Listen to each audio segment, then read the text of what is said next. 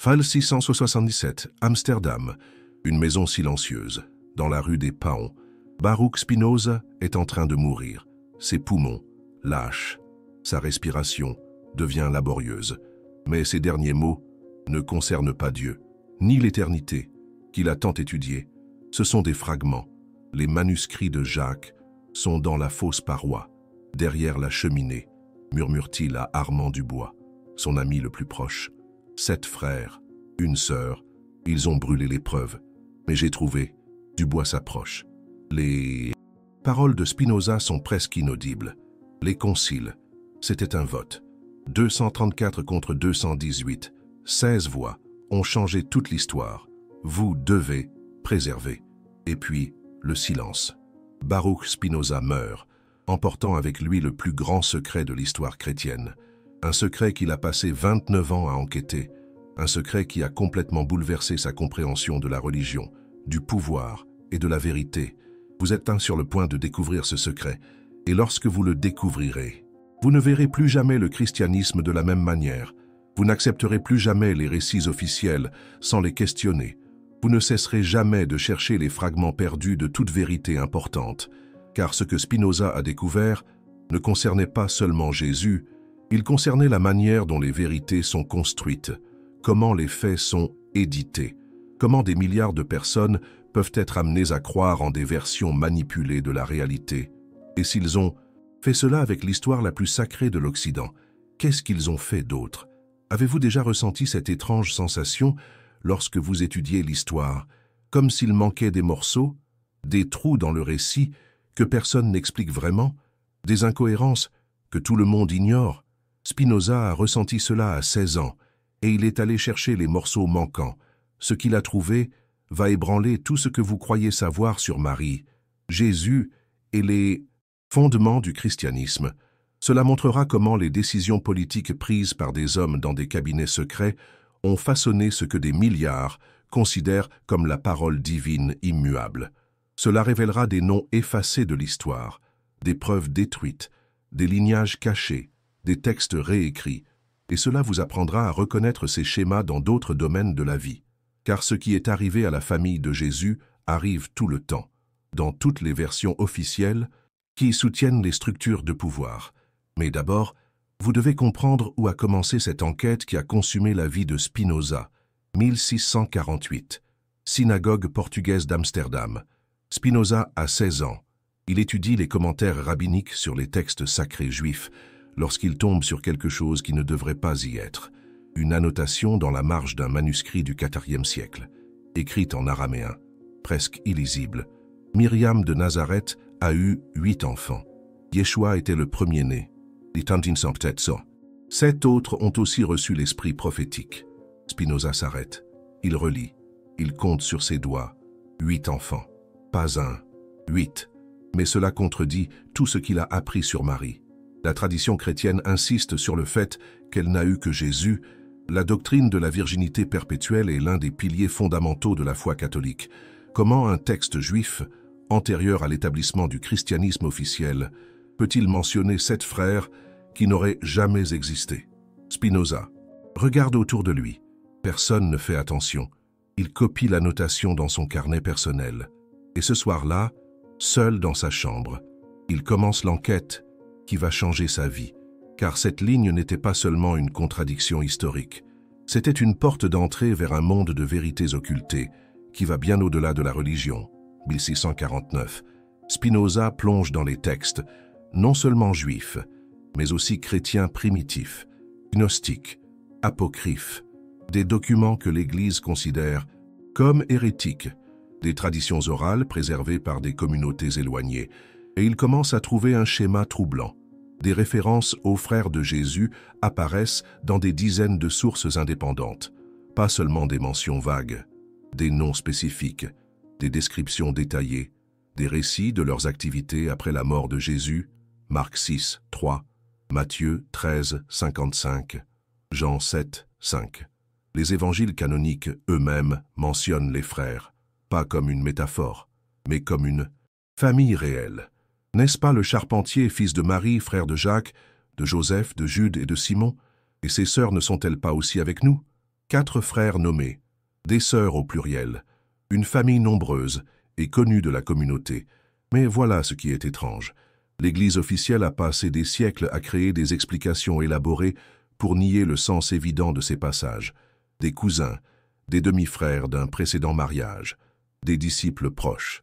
N'importe quelle interprétation, sauf la plus simple et la plus directe. Pourquoi? Pourquoi tant d'efforts pour nier quelque chose que les textes sacrés eux-mêmes affirment clairement? Spinoza s'est posé cette question, et la réponse qu'il a trouvée va vous choquer, car elle n'a rien à voir avec la théologie, elle a tout à voir avec le pouvoir. 1651. Spinoza est maintenant âgé de 19 ans. Son enquête s'est étendue au-delà des textes religieux. Il étudie l'histoire politique de l'Empire romain, les processus par lesquels le christianisme est devenu la religion officielle, et il découvre quelque chose qui change complètement sa perspective. Le christianisme ne s'est pas développé naturellement pour devenir la religion unifiée que nous connaissons. Il a été délibérément construit à travers une série de conciles politiques, des réunions où des hommes décidaient par vote, ce qui serait considéré comme la vérité divine, le concile de Nicée en 325, le concile de Constantinople en 381, le concile d'Éphèse en 431, le concile de Chalcédoine en 451. Dans chacune de ces rencontres, des aspects fondamentaux de la foi chrétienne ont été déterminés par des processus politiques, pas par révélation, pas par inspiration divine, par vote, entre des hommes ayant des agendas politiques spécifiques. Et dans chacun de ces conciles, des versions alternatives du christianisme ont été déclarées hérétiques. Des textes ont été brûlés, des leaders ont été exilés, des communautés entières ont été supprimées. Le christianisme qui a survécu n'était pas le plus vrai, c'était le plus politiquement commode pour les dirigeants romains. Et la question de la famille de Jésus était au cœur de ces décisions politiques. 1653. Spinoza prend contact avec des collectionneurs de manuscrits anciens, des marchands qui rapportent des documents de monastères reculés, des érudits qui préservent des textes considérés comme dangereux. Un nom apparaît à plusieurs reprises dans ses notes, Ibrahima Aldamasen, un marchand syrien qui possède des fragments de documents antérieurs aux conciles officiels. Spinoza obtient une rencontre secrète. Aldamasen arrive à Amsterdam, chargé d'une collection extraordinaire. Des parchemins qui ont échappé aux incendies ordonnés par les conciles, des traductions préservées par des communautés chrétiennes qui ont rejeté les décisions de Constantinople. Et dans les fragments qu'Aldamasen montre à Spinoza, quelque chose qui va révolutionner sa compréhension de l'histoire chrétienne, les actes des réunions préparatoires au concile de Constantinople, des documents révélant comment les décisions théologiques étaient prises dans l'ombre. La question de la famille du Nazaréen doit être réglée définitivement, lit Spinoza dans un fragment daté de 380 après J.C. L'existence de frères consanguins crée des problèmes successoraux qui menacent l'autorité épiscopale établie. Problèmes successoraux, autorité épiscopale, comprenez-vous? La question des frères de Jésus n'était pas théologique, elle était administrative. Il s'agissait de savoir qui aurait l'autorité pour diriger les communautés chrétiennes. Si Jésus avait des frères de sang, ses frères et leurs descendants auraient des prétentions naturelles à la direction basées sur la parenté directe. Cela créerait des hiérarchies familiales qui entreraient en concurrence avec les hiérarchies ecclésiastiques que Rome voulait établir. Il était plus facile de faire disparaître la famille. Spinoza continue de lire les fragments et découvre quelque chose qui le laisse sous le choc. Des comptes rendus de débats internes sur les méthodes de suppression de preuves gênantes. Des discussions sur la manière de réinterpréter les textes, de modifier les traductions, de détruire les documents originaux, un système organisé de manipulation historique. Les références directes aux frères et sœurs doivent être réinterprétées comme des références spirituelles, lit Spinoza dans un autre fragment. Les textes qui résistent à la réinterprétation doivent être retirés de la circulation. Retirés de la circulation, brûlés, détruits. Mais tout n'a pas été détruit, car certaines personnes savaient qu'un jour, quelqu'un chercherait la vérité, et elles ont caché des fragments, préservé des preuves, maintenu des traditions orales. Et ces preuves sont parvenues jusqu'à Spinoza. 1656. Spinoza a 24 ans. Il est expulsé de la synagogue pour ses idées jugées dangereuses. Mais cela le libère pour mener des recherches sans restrictions religieuses, et il fait une découverte extraordinaire. Grâce au réseau de contacts qu'il a établi, il reçoit un ensemble de documents qui changent tout. Pas des fragments cette fois, des documents complets, préservés par une communauté chrétienne isolée dans les montagnes d'Arménie, des chrétiens qui ont rejeté les décisions des conciles officiels, qui ont conservé des traditions antérieures à la manipulation impériale, qui ont gardé des textes originaux en araméen, et dans ces textes, les noms complets des frères et sœurs de Jésus. Pas seulement les 4 frères mentionnés dans les évangiles, tous, avec des descriptions détaillées de leur vie, de leurs enseignements, de leur destin. Spinoza tremble en lisant, car ce qui est devant lui ne sont pas seulement des noms oubliés, ce sont des personnes réelles, avec des personnalités distinctes, avec des rôles importants dans le mouvement chrétien primitif, des personnes qui ont été délibérément effacées de l'histoire parce que leur existence compliquait un récit qui devait être simple et contrôlable. Famille de Yeshua ben Yosef le Nazaréen, lit-on sur le titre du document principal, registre préservé par Jacques, le juste, frère selon la chair, chef de la communauté de Jérusalem. Un récit à la première personne, écrit par le propre frère de Jésus, et ce que Jacques révèle va faire exploser tout ce que vous croyez savoir sur la famille la plus célèbre de l'histoire. Nous étions 8 au total, écrit Jacques, nés de Myriam de Nazareth et de Yosef ben Éli, le constructeur. Notre mère a eu 8 accouchements. Elle a perdu 2 enfants en bas âge. 6 d'entre nous ont grandi jusqu'à l'âge adulte. 8 enfants, 6 qui ont survécu. Une famille nombreuse, comme c'était courant chez les artisans de Galilée. Yeshua était le premier-né. Il est né lorsque notre mère avait 14 ans. Je suis né 2 ans plus tard. Joseph est né la 3e année, Simon la 5e, Judas la 7e, notre sœur Myriam la 9e année, 5 frères et une sœur qui ont grandi ensemble à Nazareth, qui connaissaient Jésus non pas comme une figure divine distante, mais comme un frère aîné, qui ont partagé l'enfance, l'adolescence, les premières années de la vie adulte, mais Jacques révèle quelque chose d'encore plus extraordinaire. La 11e année, notre mère a donné naissance à des jumeaux, Éléazar et Benjamin. Benjamin est mort le premier hiver. Éléazar a grandi en étant confondu avec Yeshua. Ils étaient identiques en apparence. Seuls nous, de la famille, pouvions les distinguer facilement. Un frère jumeau de Jésus, identique en apparence. Comprenez-vous les implications de cela? Si Jésus avait un jumeau identique, cela explique plusieurs incohérences dans les récits évangéliques. Des apparitions simultanées à des endroits différents. Des témoins qui juraient avoir vu Jésus à des endroits où il ne pouvait pas être. Et si certaines des apparitions après la résurrection étaient en réalité des apparitions de son frère jumeau. Spinoza s'arrête de lire.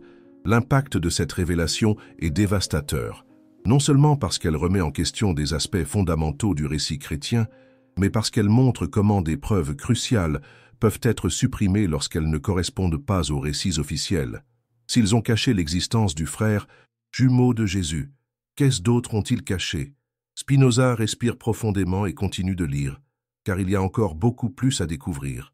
Après la crucifixion de Yeshua, poursuit le récit de Jacques, notre famille s'est dispersée. J'ai assumé la direction de la communauté à Jérusalem.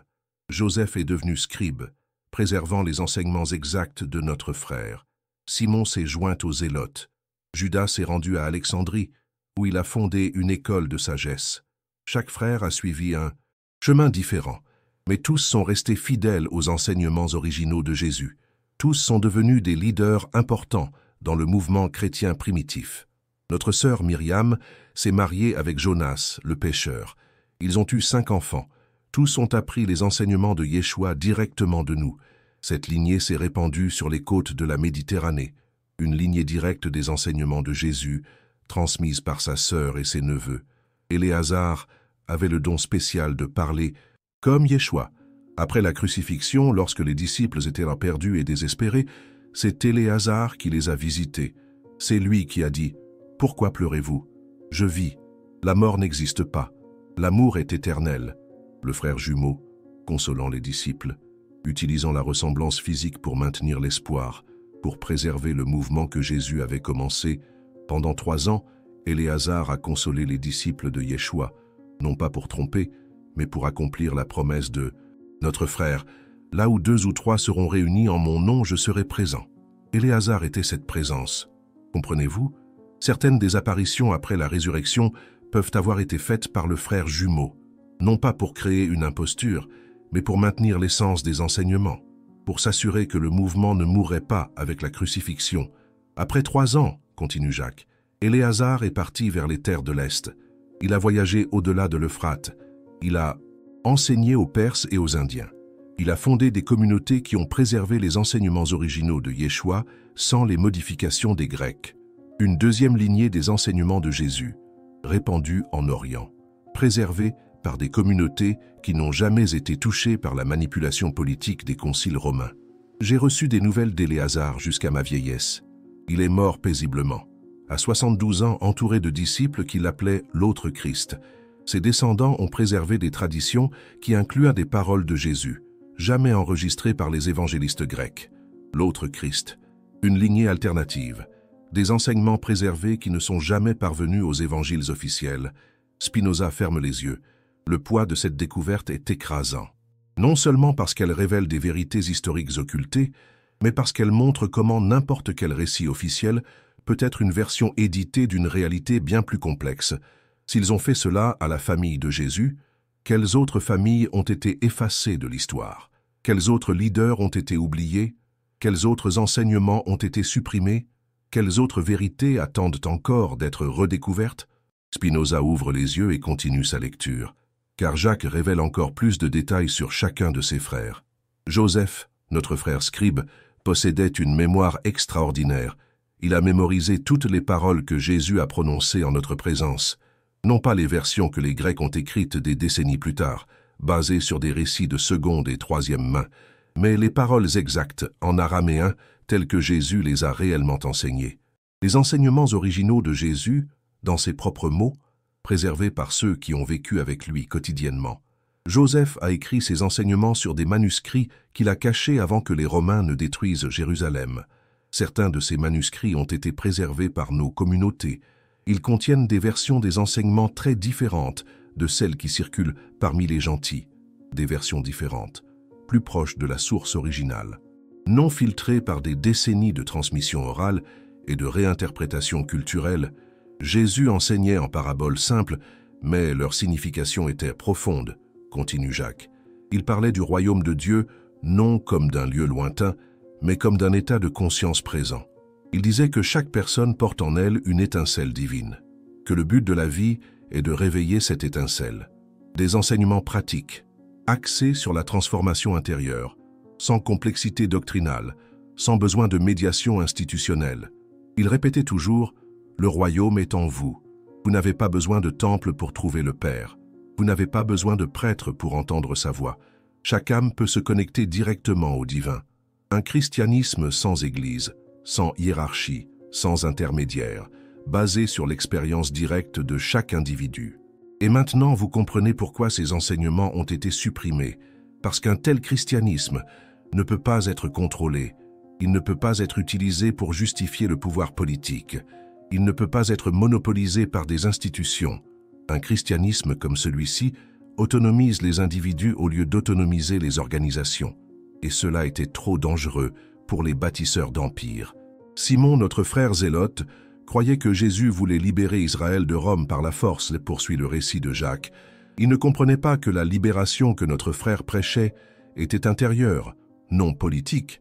Simon représentait une interprétation politique des enseignements de Jésus, une vision qui voyait dans le christianisme un mouvement de résistance nationale contre l'occupation romaine. Simon est mort en combattant lors du siège de Massada, mais avant de partir à la guerre, il a caché des manuscrits dans les cavernes près de la mer Morte. Des manuscrits contenant des prophéties que Jésus a faites sur l'avenir de Jérusalem et sur les temps difficiles à venir. Des prophéties de Jésus cachées dans les cavernes de la mer Morte, par son propre frère. Vous commencez à comprendre? Les fameux manuscrits de la mer Morte ne contenaient pas seulement des textes des Esséniens. Ils contenaient aussi des textes de la famille de Jésus, des textes qui révélaient des aspects de ses enseignements qui ne sont jamais parvenus aux évangiles officiels. Jude, notre frère prophète, avait des visions comme celles de Jésus, révèle Jacques. Il prophétisait dans le temple jusqu'à ce que les Romains l'expulsent. Puis il a voyagé à Alexandrie, où il a fondé une école de sagesse qui combinait les enseignements de Jésus avec la philosophie grecque. Une école de sagesse fondée par le frère de Jésus, combinant le christianisme primitif avec les traditions philosophiques alexandrines. L'école de Jude a préservé des enseignements sur la nature de l'âme, sur la vie après la mort, sur la connexion entre toutes choses. Des enseignements que Jésus a partagés avec nous dans des moments intimes, loin des foules, des enseignements ésotériques, des niveaux plus profonds de la sagesse de Jésus. Préservé par une école qui combinait les traditions chrétiennes avec la sagesse gréco-égyptienne, Jude a écrit des textes qui ont été ultérieurement inclus dans les Écritures, mais son auteur a été caché. Il a été crédité comme Jude, serviteur de Jésus-Christ, au lieu de Jude, frère de Jésus-Christ. Des textes bibliques écrits par le frère de Jésus, mais dont l'auteur a été camouflé pour cacher le lien familial. Pourquoi? Parce que reconnaître l'auteur des frères biologiques de Jésus créerait des hiérarchies basées sur la lignée familiale, et cela ne correspondait pas à la structure hiérarchique que l'Église officielle voulait établir. Il était plus pratique d'avoir des apôtres choisis sur le mérite que des successeurs déterminés par le sang, plus pratique politiquement, plus facile à contrôler. Notre sœur Myriam était la plus sage de nous tous, révèle Jacques avec tendresse. Jésus disait qu'elle comprenait ses enseignements mieux que beaucoup des disciples hommes, mais étant une femme, sa sagesse a été ignorée par ceux qui sont venus après. La sœur de Jésus, sage et compréhensive des enseignements, mais ignorée par une tradition qui a progressivement marginalisé le rôle des femmes dans le christianisme, Myriam a épousé Jonas, pêcheur de la mer de Galilée. Ils ont eu 5 enfants, Jésus le jeune, Marie, Jacques le mineur, Joseph le pêcheur et Anne la prophétesse. Tous ont reçu les enseignements de leur oncle directement de notre famille. 5 neveux de Jésus. Une génération suivante qui a grandi en connaissant les enseignements familiaux directs, non pas les versions déjà modifiées qui circulaient parmi les gentils. Cette lignée s'est répandue sur les côtes de la Méditerranée, continue Jacques. Ils ont créé des communautés qui ont préservé des traditions orales, incluant des paroles et des gestes de Jésus qui n'ont jamais été écrits. Des traditions orales, des gestes, des manières, des aspects de la personnalité de Jésus préservés uniquement dans la mémoire familiale. Anne, fille de notre sœur, est devenue une prophétesse reconnue. Ses visions incluaient des révélations sur l'avenir du mouvement initié par Jésus. Elle a prophétisé que les enseignements originaux seraient supprimés, mais qu'un jour il reviendrait, une prophétesse de la 2e génération prévoyant la suppression des enseignements originaux et prophétisant leur retour futur. Spinoza cesse de lire à nouveau. Les implications sont vertigineuses. Non seulement Jésus eut une famille nombreuse, mais cette famille continua le mouvement, préserva des traditions, répandit des enseignements, créa des lignées, et tout cela fut systématiquement effacé de l'histoire officielle. 1658. Baruch Spinoza possède désormais suffisamment de preuves pour comprendre non seulement ce qui fut occulté, mais comment et pourquoi cela fut occulté. Il a réussi à retracer le processus à travers les documents du marchand syrien et les manuscrits arméniens. Et ce qu'il découvre révèle un système organisé de manipulation historique qui va bien au-delà de la question spécifique de la famille de Jésus. Le concile de Constantinople ne fut pas seulement une rencontre religieuse, ce fut une opération politique sophistiquée avec des objectifs clairs, des méthodes planifiées et des résultats mesurables. L'objectif? Créer une version unifiée du christianisme qui serve aux intérêts de l'Empire romain, une version qui transforme les disciples de Jésus en sujets obéissants de Constantin. Et pour cela, certaines vérités devaient disparaître. Spinoza retrouve les actes des réunions préparatoires, des documents qui montrent exactement comment les décisions furent prises. Question à résoudre définitivement. Lit-on en tête d'un document daté de janvier 381. Suite une liste de 15 points. Le point numéro 7. Suppression des prétentions successorales basées sur un lien charnel avec le Nazaréen. Quand suppression des prétentions successorales, l'existence d'une famille de Jésus créait des problèmes politiques concrets. Car si Jésus eut des frères, et si ses frères eurent des enfants, et si ces enfants continuèrent le mouvement chrétien, alors il existait des lignées familiales avec des prétentions naturelles au leadership basées sur un lien de parenté direct, et un leadership religieux héréditaire ne sied pas à une autorité impériale centralisée. Il était plus facile de faire disparaître la famille. Spinoza continue de lire les actes, et il trouve des détails sur les méthodes utilisées, méthodes approuvées pour la suppression de preuves inconvenantes, lit-on dans un autre document. Premièrement, réinterprétation linguistique. Deuxièmement, modification des traductions. Troisièmement, suppression physique de textes. Quatrièmement, création de récits substitutifs. Un système à 4 niveaux pour effacer des vérités gênantes. Premier niveau, réinterpréter les mots. Le mot grec « adelphos » signifie « frère de sang ». Mais les théologiens du Concile décidèrent que, dans le contexte des évangiles, il devait être interprété comme « cousin » ou « demi-frère ». Deuxième niveau, modifier les traductions. Dans les versions latines patronnées par le Concile, « adelphos » fut traduit de manière ambiguë pour permettre des interprétations non familiales. Troisième niveau, détruire les textes originaux. Les documents qui résistaient à la réinterprétation furent systématiquement rassemblés et brûlés. Quatrième niveau, créer de nouveaux récits. La doctrine de la virginité perpétuelle de Marie fut élaborée spécifiquement pour expliquer pourquoi les références bibliques aux frères de Jésus devaient être ignorées. 4 niveaux, un système complet de manipulation de la vérité historique. Et cela fonctionna. Pendant près de 1700 ans, la version officielle resta incontestée. Les preuves de la famille de Jésus furent considérées comme hérétiques. Les textes qui prouvaient son existence furent oubliés. Mais tout ne fut pas détruit, parce que certaines personnes savaient qu'un jour, la vérité serait à nouveau recherchée. Et elles cachèrent des fragments, préservèrent des documents, maintinrent des traditions orales. Et ces preuves parvinrent jusqu'à Spinoza, 1661. Spinoza fait une découverte qui change complètement sa perspective sur l'histoire du christianisme. Par l'intermédiaire d'un moine bénédictin nommé Anselme d'Ibec, il obtient accès aux archives secrètes du Vatican. Non pas aux archives publiques, mais aux archives restreintes qui contiennent des documents considérés comme trop dangereux pour être connus. Et dans ces archives, quelque chose d'extraordinaire. Les actes complets du Concile de Constantinople, non pas les versions éditées qui furent préservées pour la postérité, mais les registres originaux complets, y compris les débats qui n'auraient jamais dû être documentés.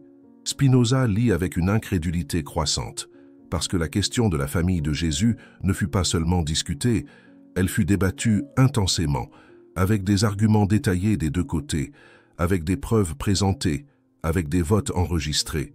Débat sur la question des frères charnels du Nazaréen, lit-on en titre d'une section des actes, argument en faveur de la préservation de la doctrine familiale, présentée par l'évêque Nestorius d'Antioche.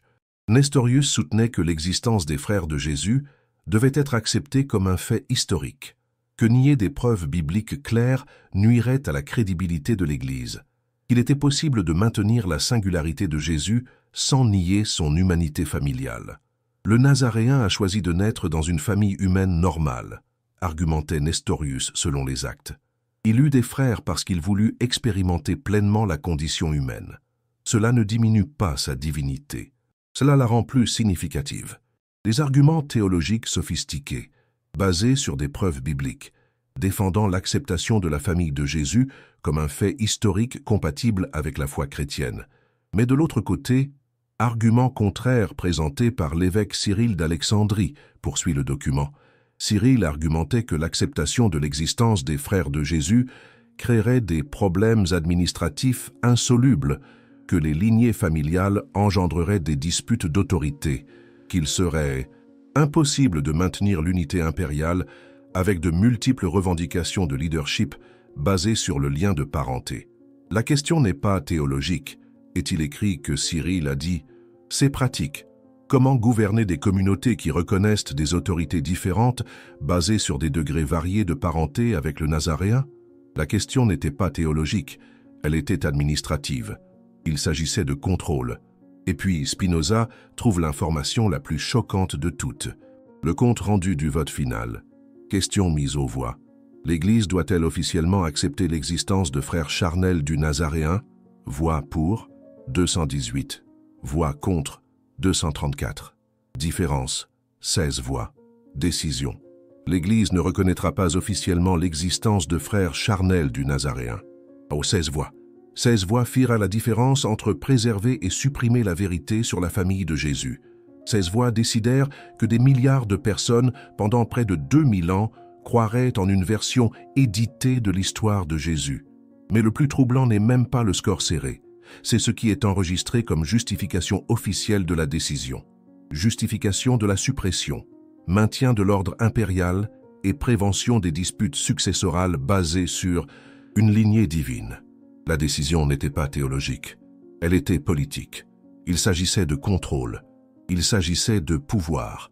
Les frères de Jésus furent effacés de l'histoire officielle pour protéger le pouvoir de Rome.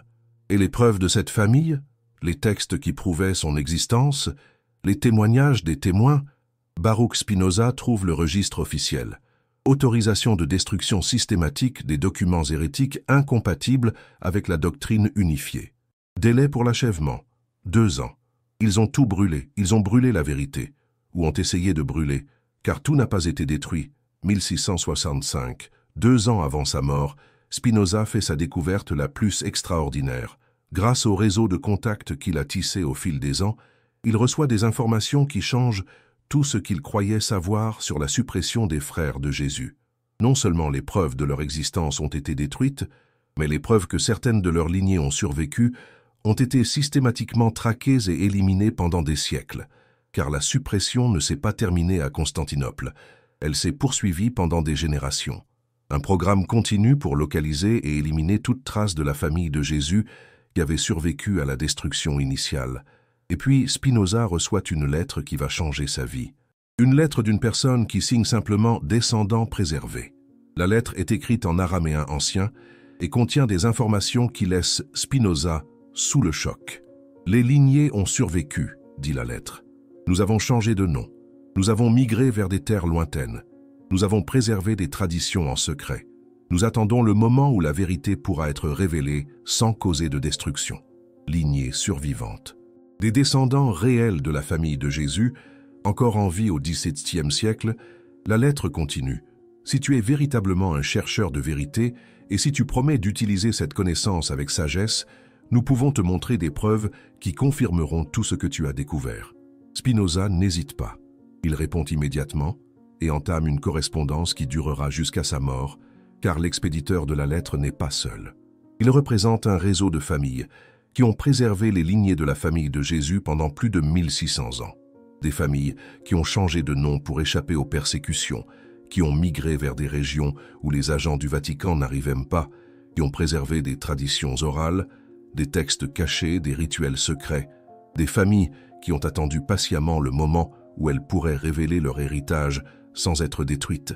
Et ce moment était arrivé, car Spinoza avait prouvé, grâce à ses recherches, qu'il était possible de chercher la vérité avec responsabilité, qu'il était possible de remettre en question les récits officiels sans détruire tout ce qui était précieux dans la tradition chrétienne.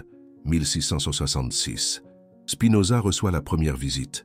Un homme d'apparence ordinaire, vêtu comme un marchand de tissus, mais portant quelque chose d'extraordinaire. « Je suis Matteo di Provenza », dit le visiteur. « Ma famille préserve la lignée de Myriam, sœur du Nazaréen. Nous gardons des traditions orales qui incluent des paroles de lui jamais enregistrées dans les évangiles. » Matteo révèle que sa famille, au cours de 1600 ans, a préservé des enseignements transmis oralement depuis la sœur de Jésus. Des enseignements qui incluent des aspects pratiques de la sagesse de Jésus qui n'ont jamais été écrits. Le Nazaréen enseignait que le royaume de Dieu n'était pas un concept abstrait, raconte Matteo. C'était une technique spécifique, une méthode pratique pour transformer la conscience. Il démontrait cette technique à sa famille lors de moments intimes. Des techniques pratiques, des méthodes spécifiques, des aspects des enseignements de Jésus qui n'étaient transmis qu'aux membres de la famille. Ces techniques ont été préservées dans notre lignée, poursuit Matteo. Chaque génération enseigne à la suivante. Nous attendons le temps où nous pourrons les transmettre à nouveau au monde. Spinoza écoute, fasciné, car ce que Matteo décrit, c'est un christianisme pratique, axé sur la transformation intérieure par des méthodes spécifiques, sans besoin d'intermédiation institutionnelle, un christianisme que n'importe qui peut pratiquer directement. Et puis Matteo révèle quelque chose d'encore plus extraordinaire. Notre famille n'est pas seule. D'autres lignées ont survécu. Une en Arménie, descendante de Joseph, le scribe, une en Perse, descendante d'Éléazar, le jumeau. Toutes ont préservé des aspects différents des enseignements originaux. 3 lignées, 3 traditions préservées, 3 aspects différents de la sagesse originelle de Jésus. Si tu promets de protéger cette connaissance, dit Matthéo, je peux organiser des rencontres avec des représentants des autres lignées. Pour la première fois en 1600 ans, les enseignements complets peuvent être réunis. Spinoza le promet. Et pendant les mois suivants, il reçoit des visites qui changent complètement sa compréhension du christianisme. La deuxième visite est celle de Agop, l'Arménien. Descendant de Joseph le scribe, « Ma famille a préservé les textes originaux », révèle Agop. Pas des traductions, pas des interprétations. Les mots exacts de Jésus en araméen, tels qu'il les a réellement prononcés. Agop montre à Spinoza des parchemins qui font battre son cœur, des enseignements de Jésus qui ne sont jamais arrivés aux évangiles, des paraboles qui expliquent des aspects pratiques de ces méthodes, des instructions spécifiques sur la façon d'atteindre les états de conscience qu'il démontrait. Jésus enseignait que chaque personne possède une capacité innée à se connecter directement au divin, lit Spinoza sur les parchemins, non pas par des rituaux externes, mais par une compréhension correcte de la nature de la conscience. Des enseignements sur la nature de la conscience, des méthodes pour éveiller les capacités latentes, des techniques pour transcender les limitations apparentes de la condition humaine. Il démontrait ses capacités à sa famille, poursuit le texte. Il montrait comment guérir par la compréhension, comment prophétiser par la connexion, comment transformer la souffrance en sagesse. Des démonstrations pratiques, pas de miracles externes, mais des capacités naturelles développées par une compréhension correcte. La troisième visite est la plus surprenante de toutes. Mirza Khalil, descendant perse d'Éléazar, le frère jumeau. La lignée a préservé les enseignements qu'Éléazar a emportés en Orient, révèle Mirza. Des enseignements qui combinent la sagesse de Jésus avec les traditions zoroastriennes et védantiques. Mirza explique qu'Éléazar, après avoir quitté la Palestine, a voyagé en Perse puis en Inde. Là, il a rencontré des traditions spirituelles sophistiquées qui complétaient les enseignements de Jésus. Éléazar a compris que la sagesse de son frère était universelle, raconte Mirza. Pas limitée à une culture ou une religion spécifique. Elle se connectait à des vérités préservées par toutes les traditions authentiques. Un christianisme universel qui dialoguait avec d'autres traditions spirituelles, qui reconnaissait des vérités communes à toutes les sagesses authentiques. Notre lignée a préservé des techniques de méditation enseignées par Éléazar, poursuit Mirza. Des méthodes qui combinent la prière chrétienne avec la concentration zoroastrienne et la contemplation védantique. Des techniques pratiques, des méthodes spécifiques, des formes concrètes d'appliquer les enseignements de Jésus dans la vie quotidienne. Et puis Mirza révèle quelque chose qui laisse Spinoza sans voix. Éléazar eut des enfants en Perse. Sa lignée continua. Certaines familles migrèrent vers l'Occident, d'autres restèrent en Orient, mais toutes conservèrent le contact grâce à des messagers secrets. Un réseau mondial, des lignées de la famille de Jésus éparpillées sur des continents, connectées à travers les siècles, préservant des aspects différents d'une sagesse fragmentée par la suppression officielle. Et maintenant, dit Mirza, le temps est venu de rassembler les fragments. Spinoza comprend. Son enquête n'était pas seulement une quête historique personnelle, c'était une préparation à quelque chose de bien plus grande, à la reconstruction d'une sagesse divisée et cachée. Au retour des enseignements originaux de Jésus, 1670, Spinoza a désormais accès aux 3 branches préservées des enseignements de la famille de Jésus, et ce qu'il découvre change complètement sa perspective sur la religion, la spiritualité et la nature humaine. Parce que les enseignements originaux, une fois réunis, révèlent une sagesse bien plus pratique et transformatrice que tout ce qui est parvenu aux évangiles officiels. Une sagesse axée sur l'éveil des capacités naturelles de la conscience humaine, sur le développement direct de la connexion au divin, sur la transformation pratique de l'expérience quotidienne, une sagesse que toute personne peut appliquer, indépendamment de ses croyances religieuses ou de ses affiliations institutionnelles, et Spinoza comprend pourquoi cette sagesse a été supprimée. Parce que les personnes qui maîtrisent ces techniques n'ont pas besoin d'intermédiaires religieux. Elles ne dépendent pas des institutions pour leur connexion spirituelle. Elles ne peuvent pas être facilement contrôlées par des autorités externes. Elles sont libres au sens le plus profond du terme. et la liberté est toujours dangereuse pour ceux qui veulent maintenir le contrôle. Alors Spinoza prend une décision qui changera le cours de la philosophie occidentale. Il ne révélera pas directement ses découvertes. Cela entraînerait des persécutions non seulement pour lui, mais aussi pour les familles qui ont préservé les lignées. Mais il va codifier cette sagesse, la transformer en philosophie, masquer les vérités spirituelles sous forme de spéculations métaphysiques. Ainsi naît l'éthique de Spinoza, non pas seulement comme un traité philosophique, mais comme un coffre-fort déguisé, comme une archive cryptée, d'une sagesse supprimée pendant près de 2000 ans. Chaque proposition géométrique cache une technique pratique. Chaque démonstration logique révèle une méthode de transformation. Chaque définition contient des aspects des enseignements originaux de Jésus. Et la clé pour tout décoder, elle réside dans la compréhension que les vérités spirituelles peuvent être exprimées à travers un langage philosophique, que les méthodes de transformation peuvent être décrites comme des principes métaphysiques, que les techniques pratiques peuvent être camouflées en théories abstraites. Spinoza crée un système qui permet à tout chercheur sincère de redécouvrir la sagesse originale, mais d'une manière qui n'attire pas les persécutions des autorités religieuses ou politiques. 1675. 2 ans avant sa mort, Spinoza reçoit une visite finale qui complète sa compréhension de la suppression de la famille de Jésus. Un homme âgé, vêtu comme un pèlerin ordinaire, mais portant des documents qui changent tout. « Je suis le gardien des archives finales », dit le visiteur. « Nous avons préservé les registres qui montrent non seulement ce qui a été supprimé, mais comment la suppression est devenue un modèle pour d'autres opérations similaires. » Le visiteur révèle que la suppression de la famille de Jésus n'était que la première d'une série d'ajustements historiques, que les méthodes développées à Constantinople ont ensuite été appliquées à d'autres vérités gênantes. Chaque fois que des découvertes ou des enseignements menacent les structures de pouvoir établies, explique le gardien, les mêmes méthodes sont appliquées: réinterprétation, modification, destruction, remplacement. Un schéma qui se répète à travers l'histoire, non seulement dans la religion, mais dans la science, dans la philosophie, dans la politique.